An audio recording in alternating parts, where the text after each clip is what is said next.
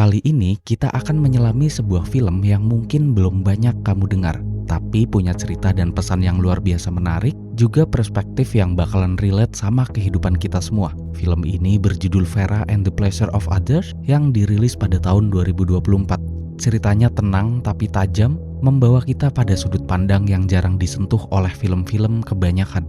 Berkisah tentang seorang remaja bernama Vera. Di usia yang serba penasaran dan pengen coba-coba, ia justru menemukan celah bisnis yang unik. Iseng-iseng demi penghasilan tambahan, Vera diam-diam menyewakan apartemen milik ibunya bukan ke turis, bukan ke tamu resmi, tapi menyewakan kepada remaja-remaja lain yang ingin berduaan tanpa gangguan. Ya, intinya untuk tempat begituan. Tapi di balik bisnis kecil-kecilan itu, tersimpan sesuatu yang jauh lebih rumit dari sekedar uang sewa. Terus apa yang Vera dapat dari semua itu, mungkin bukan uang, mungkin bukan jawaban, tapi pelajaran yang datang dari arah yang tak pernah ia duga.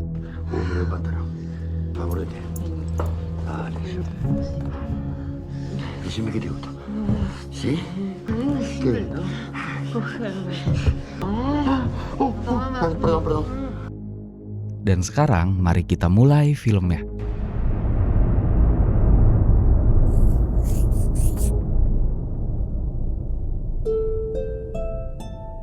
Film dibuka dengan memperlihatkan seorang gadis bernama Vera. Dia adalah seorang remaja berusia 17 tahun yang kalau dilihat sekilas pemalu dan cenderung pendiam. Dia tinggal bersama ibu dan ayahnya di sebuah apartemen. Hidupnya cukup harmonis di mana kedua orang tuanya memberikan kasih sayang yang cukup. Tapi di balik keharmonisan itu, Vera menyimpan sebuah rahasia gelap di mana dia secara diam-diam menyewakan apartemen kosong milik ibunya.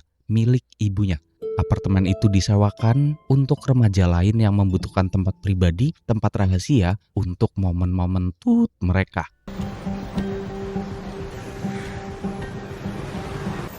Hola, ¿vos sos 3B? Vamos. Ahí está el baño. Le dejé papel y jabón. Pensé que había una cama. No, tienen 2 horas. No le abran a nadie, ¿sí? Chau. Setelah memberi kunci, Vera kembali menjalani rutinitasnya yaitu berlatih voli di sekolahnya. Setelahnya, Vera kembali lagi ke apartemen dan mendapatkan bayaran dari bisnis kecilnya itu. Bueno, son 500 pesos.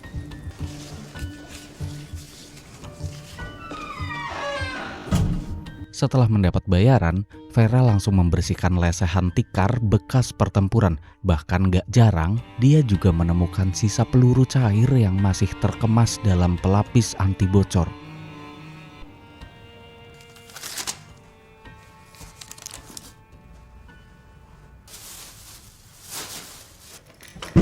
Begitulah rutinitas yang dijalani Vera setiap harinya. Singkatnya, pada keesokan hari ketika Vera kembali mendapatkan customer, lama-kelamaan Vera tak hanya sekedar menyewakan kuncinya, tapi dia juga mulai jadi seorang pengamat. Ketika pasangan-pasangan itu berada di dalam apartemen, nampak Vera diam di luar pintu untuk menguping. Dia mendengarkan percakapan, suara tawa, bisikan, dan segala hal yang terjadi di balik pintu tertutup. Dari situlah Vera mulai perjalanan masa remajanya tentang memahami dunia orang dewasa, dunia hasrat, dan akhirnya dunia dirinya sendiri. Dalam circle pertemanannya, tak ada satupun yang mengetahui tingkah laku Vera yang suka menyewakan apartemen kosong milik ibunya. Vera menyembunyikan semuanya dan bersikap sebagai gadis polos, bahkan ketika teman-teman mereka mengobrolkan soal kenakalan remaja. ¿Qué onda con Nico? Hace una banda que no cogemos. Se acaba de pelear y ya se está cogiendo a otro. Ay, qué asco, boluda. Sí. Bueno, medio asco. Pero qué sé yo. Singkatnya, hari-hari terus berlalu dan aktivitas yang dijalani Vera selalu sama, yaitu menyewakan, membersihkan, dan mendapatkan bayaran. Lama-lama Vera mulai merasakan penasaran yang sangat luar biasa. Setiap ia membersihkan ruangan, ia jadi membayangkan apa yang dilakukan orang-orang di dalam apartemen yang ia sewakan. Tak sadar, Vera pun larut dan mengimajinasikan dengan penuh pendalaman.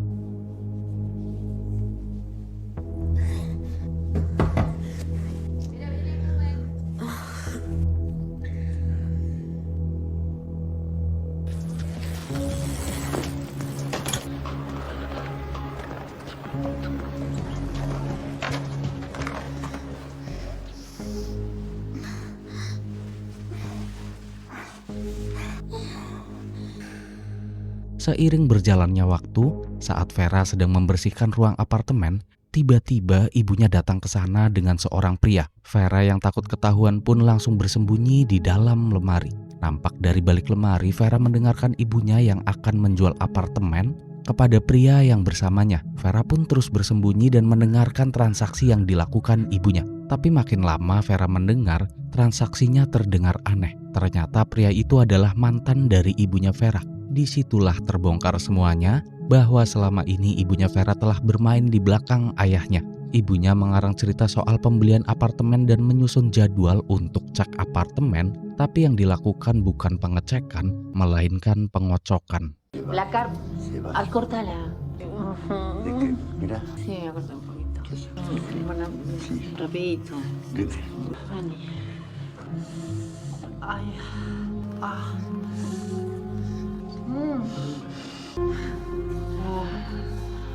Favorete. Vení. Despacito. ¿Así está bien? Ah, sí, Qué pero... Cógeme.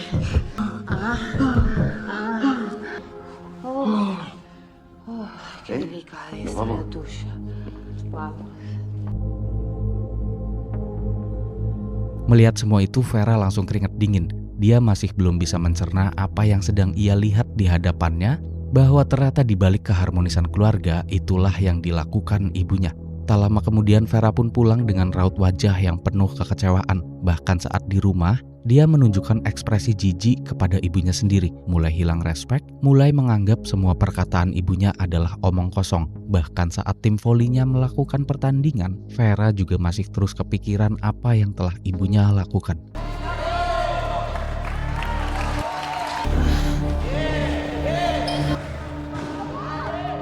¿Qué pasó?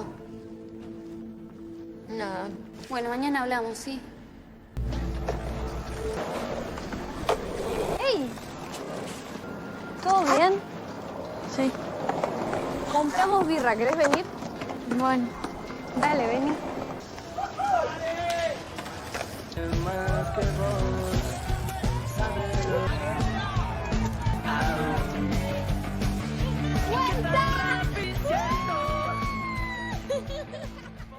Sejak hari itulah Vera mulai menjalani hidupnya dengan penuh tanda tanya. Yang awalnya dia cukup heran karena banyak remaja yang berperilaku nggak jelas di apartemennya, ternyata ibunya sendiri juga begitu. Vera mulai merasa hal-hal yang menjuru ke arah sana adalah sesuatu yang normal. Kini singkatnya Vera yang mulai terjerumus mengajak temannya yang merupakan sepasang kekasih untuk ke apartemennya. Itu adalah pertama kali Vera terjerumus. Mereka melakukan kenakalan remaja dengan dimulai dari menggunakan barang-barang terlarang.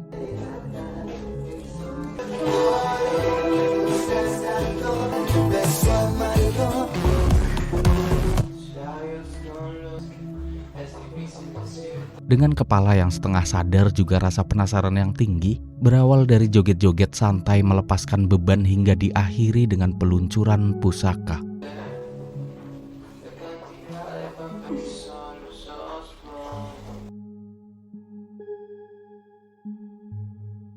Selesai melakukan itu bukan penyesalan yang ia dapat, tapi senyuman bahagia karena mengenal dunia dewasa. Sejak hari itu dia makin terjerumus dan sering melakukan kebahagiaan itu bersama temannya. Hingga pada suatu siang saat dia berada di apartemen dan Vera sedang menunggu antrian, tiba-tiba ibunya kembali datang dengan teman prianya. Seguramente que has escuchado algo que... ¿Qué haces acá? ¿Me puedes explicar qué es lo que está pasando? Reacciona, por favor. Decime algo. Vos también venís. ¿Qué? Con él. Vera pun gak bisa ngomong apapun dan ibunya terus marah dengan apa yang dilakukan anaknya. Tapi nampak Vera yang gak mau ngalah dan terus melakukan perdebatan. Vera mengatakan bahwa dia juga mengetahui ibunya pernah ke apartemen itu bersama pria di belakangnya. Mendengar itu semuanya mulai reda. Bahkan ibunya juga tak bisa berkata-kata. Nampak si botak mulai panik dan berkata pada ibunya Vera, ada baiknya ibunya jangan marah-marah dan saling menutupi saja. Akhirnya karena nggak punya pilihan lain, ibunya pun menyetujui dan membuat kesepakatan saling menyimpan rahasia. Singkatnya mereka pulang dan kembali menjalani hari-harinya dengan normal.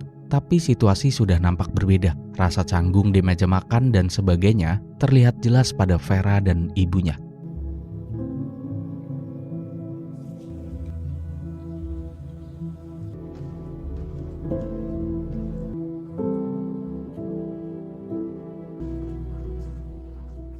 Dan selang berjalannya waktu, pada suatu momen Vera dan ibunya duduk bersama. Bukan penyesalan yang mereka saling ungkapkan, tapi saling bercerita tentang kebenaran bahwa memang seperti itulah manusia. Me gustaba estar ahí. ¿Qué hacías? Digo, además de... Estaba... ¿Te gusta él?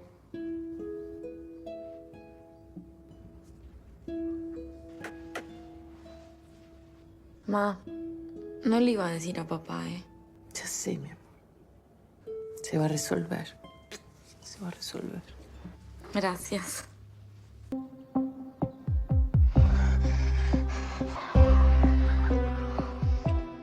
Dan di sanalah film pun selesai.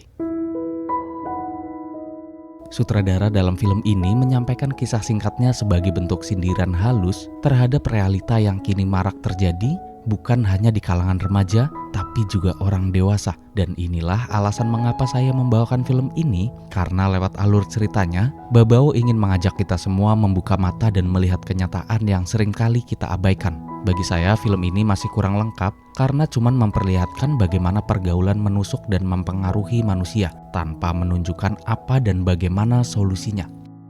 Sama-sama kita ketahui pergaulan di zaman yang sedang kita tapaki ini cukup mengerikan. Kalau bukan kita, terus siapa yang mau ngontrol? Dan di sini saya akan mengajak kita semua untuk menyelami lebih dalam tentang lingkungan. Setidaknya dengan kita mempelajari, kita akan memperkecil kemungkinan kita melakukan kebodohan yang akan menyakiti hati bapak, ibu, dan keluarga kita. Karena kebodohan tertinggi yaitu adalah ketika kita ikhlas menjerumuskan diri ke lubang hitam, sementara orang tua kita mati-matian menjaga kita di jalan yang putih.